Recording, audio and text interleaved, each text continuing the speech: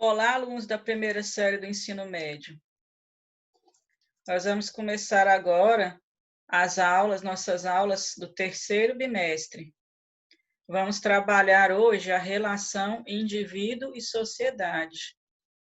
Vou mostrar para vocês o slide do livro Sociologia para o Ensino Médio, da editora Saraiva.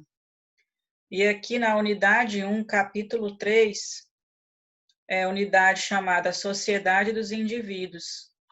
A sociedade dos indivíduos, por quê? Porque ela quer dar a ideia de que os seres humanos, os indivíduos, nós nascemos e vivemos em sociedade porque nós necessitamos um dos outros. Né? O ser humano ele não consegue viver isolado, né? Ele é um ser que vive nos grupos. Né?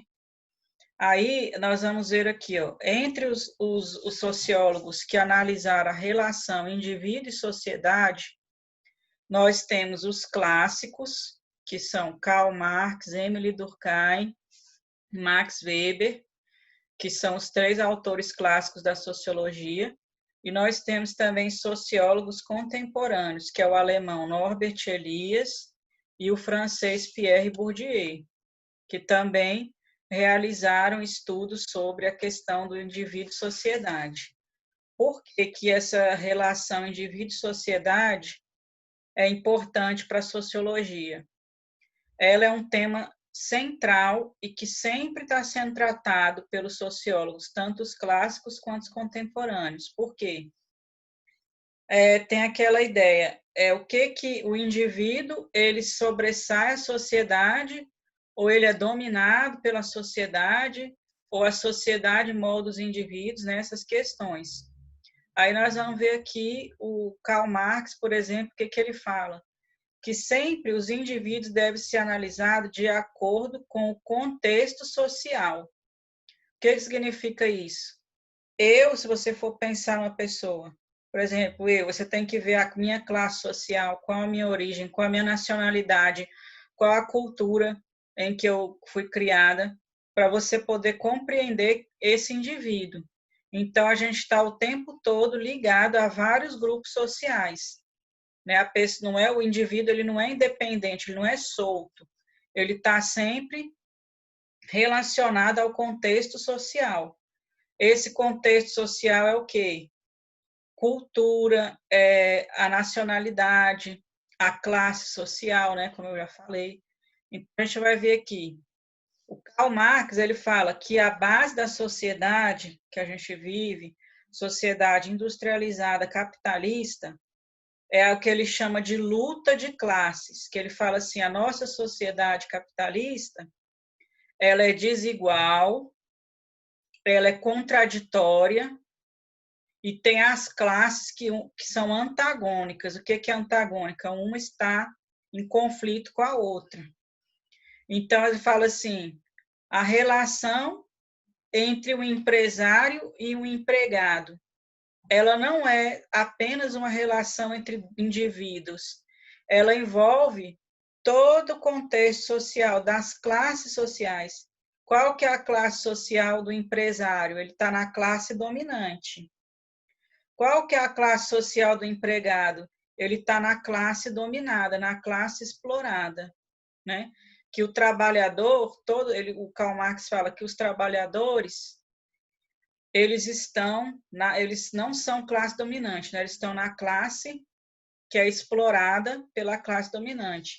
Aí, como Karl Marx escreveu isso no século XIX, na época que ele escreveu as obras dele, né? O Capital, Manuscritos Econômicos Filosóficos, Manifesto do Partido Comunista e outros, ele fala assim, quem era a classe dominante? Ele chamava de burguesia.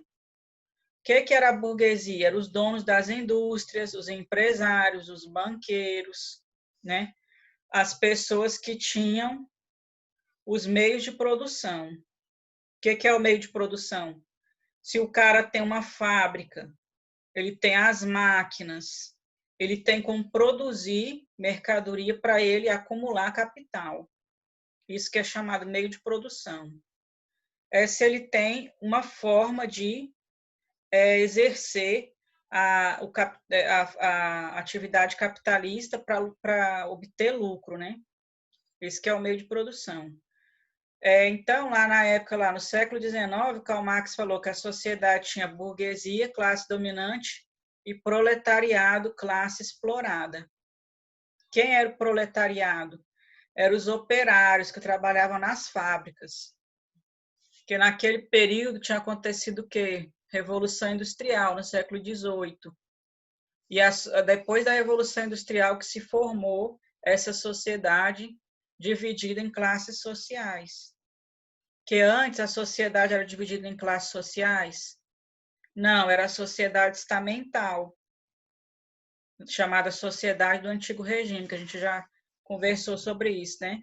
No primeiro e segundo bimestre, que tinha a nobreza, o clero, terceiro estamento, né?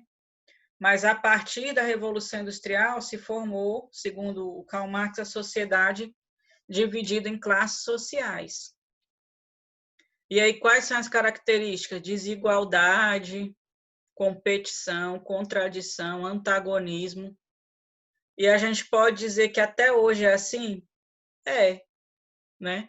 O Karl Marx falou isso no século XIX, mas ele é um clássico. Por isso que até hoje, essa análise dele da sociedade é atual. Aí vamos aqui, ó.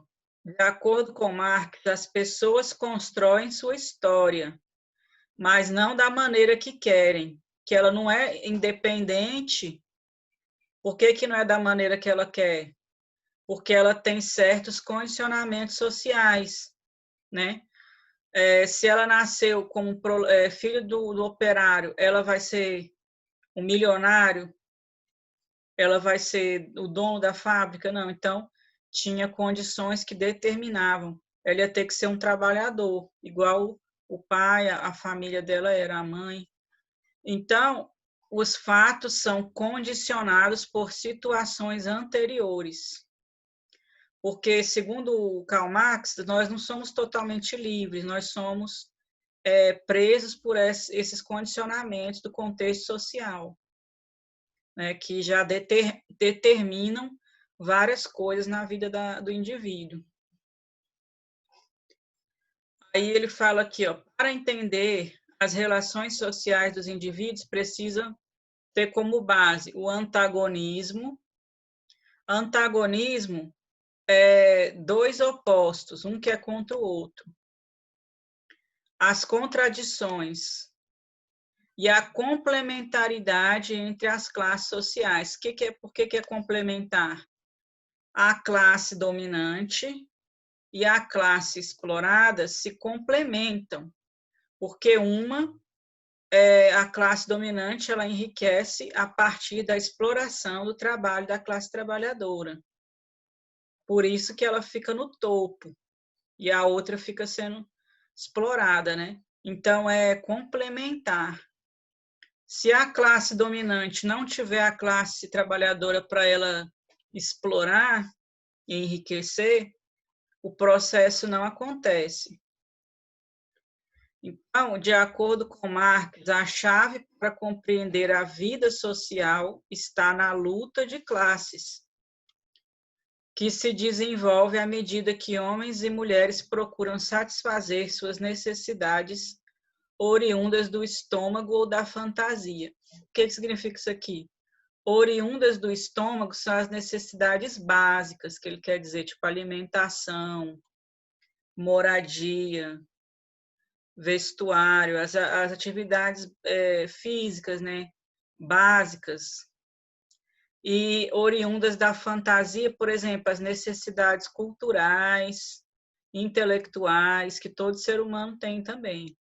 Porque a gente não precisa só da alimentação ou da moradia, a gente precisa também de cultura, conhecimento, né, de vida intelectual, né? Então, isso que ele quer dizer, oriundas do estômago ou da fantasia. Então, Karl Marx, ele dizia que a nossa sociedade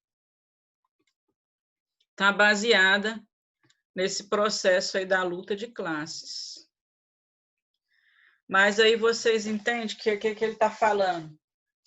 que como que se dá a interação entre indivíduo e sociedade. É isso que a gente vai ver nesse capítulo. Aí nós vamos ver os 5 autores, o que eles falam sobre a relação indivíduo-sociedade. Então, ele fala assim, que o indivíduo é determinado pelas condições materiais de existência. O que são as condições materiais de existência? O que eu já falei, a família, a situação em que ele nasce, a classe social, essas são as condições materiais. Aí isso vai determinar quem é ele na sociedade, né? Porque, por exemplo, se eu sou uma trabalhadora, eu tenho que ter consciência da minha posição na sociedade. Ele chama isso de consciência de classe, né? Que é muito complexo, depois nós vamos ver isso.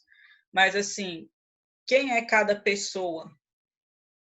É só o que ela gosta, o que ela fala?